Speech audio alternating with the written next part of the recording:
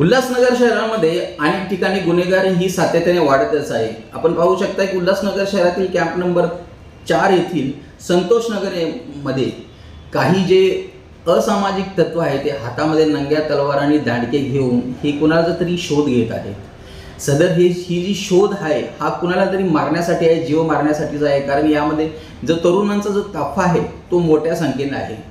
अनेक गुन्हे घडत असताना ही देखील ही घटना अत्यंत भयानक आहे।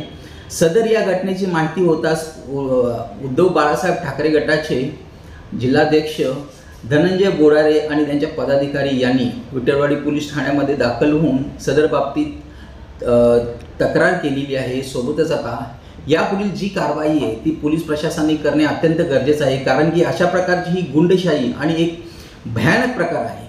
कारण कधीही कुठलीही अनुचित घटना घडू शकते, त्यावर प्रतिबंध घालणे हे पोलीस प्रशासनाचे कार्य आहे।